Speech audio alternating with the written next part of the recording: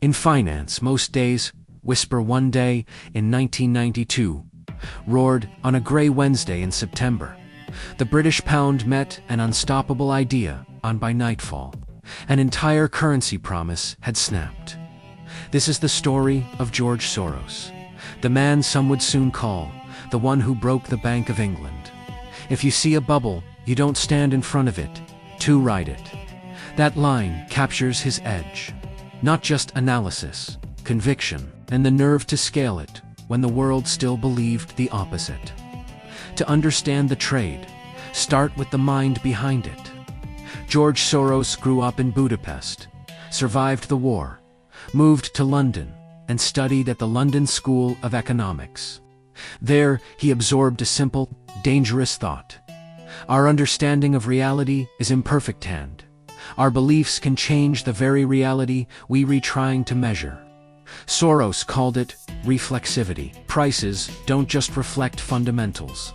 Prices can influence behavior, credit, confidence, and policy, which then loop back and change fundamentals themselves.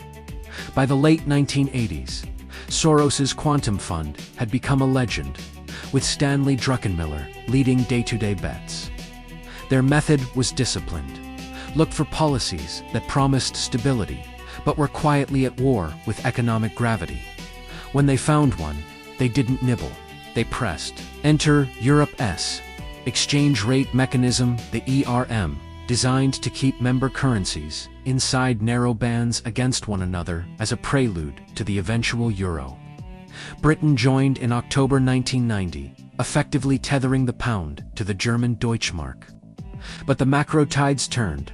After reunification, Germany ran hot. The Bundesbank raised interest rates to fight inflation. Britain, meanwhile, was limping through a downturn. Weak growth, a housing hangover, high unemployment. To defend the pound within the ERM, the Bank of England had two choices. Both painful: keep interest rates high, choking a fragile economy, or burn through foreign reserves buying its own currency to hold the line. That tension is where macro traders live. If a currency is overpriced relative to its economy, and a central bank vows to defend that price at any cost, you can sell the currency short. Borrow it, sell it, and plan to buy it back cheaper when policy finally bows to reality. Inside Quantum, Druckenmiller worked the numbers and concluded the pound was overvalued. Soros agreed and pushed the idea further. If the thesis was right, being timid would cost more than being bold. They quietly built a massive position against sterling, spreading orders across brokers, using forwards and options, making sure the trade wouldn't be obvious until it was already heavy. Through the summer of 1992, pressure mounted. Markets probed the edges of the ERM bands. Official statements vowed defense. Each vow raised the stakes. Every pound the Bank of England bought to support the rate-drained reserves. Each notch of high interest rates hurt homeowners and businesses, deepening the recession risk. In Reflexivity's language, the belief that the pound is too strong turned into action selling. That worsened the very fundamentals needed to justify the peg. The loop fed on itself. Wednesday, September 16, 1992, Black Wednesday. Sellers hit the pound before London fully woke up.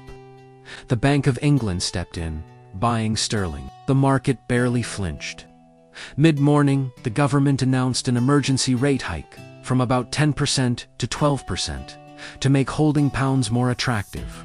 The market shrugged. Later that day, they went further.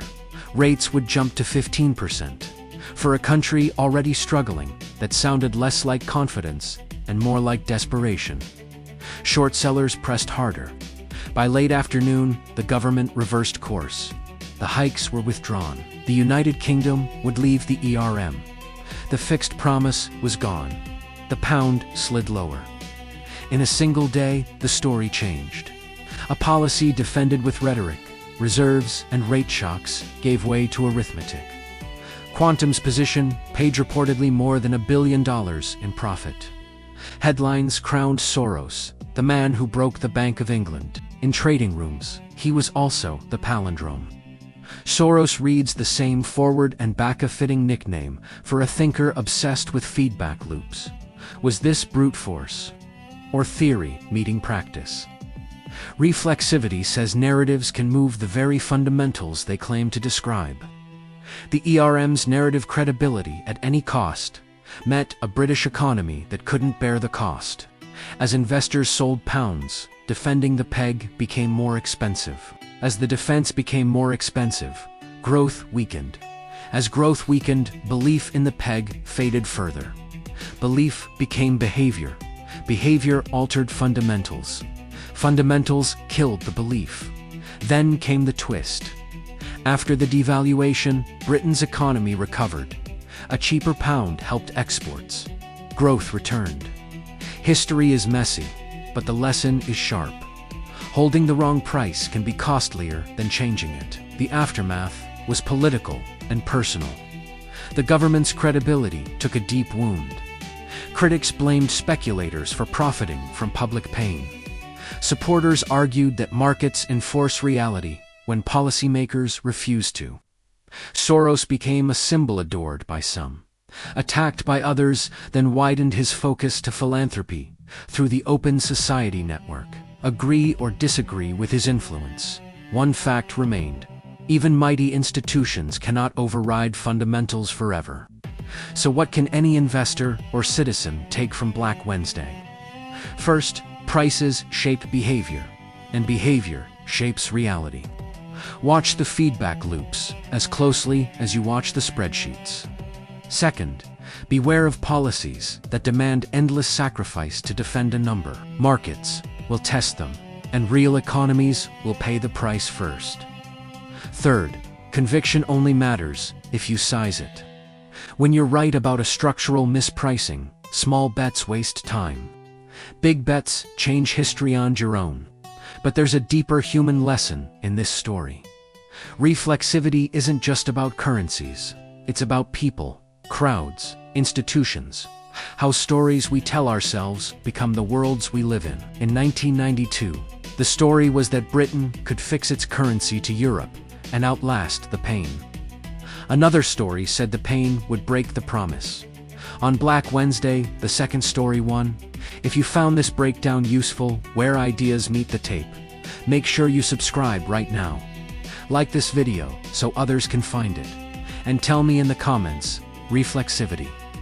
If you want to follow up on the exact trade mechanics, the risk controls, and how to spot the next doomed peg before the headlines, type Sterling, and I'll make it next. I'm your host. Thanks for listening. In markets and in life, the story you believe can become the world you trade.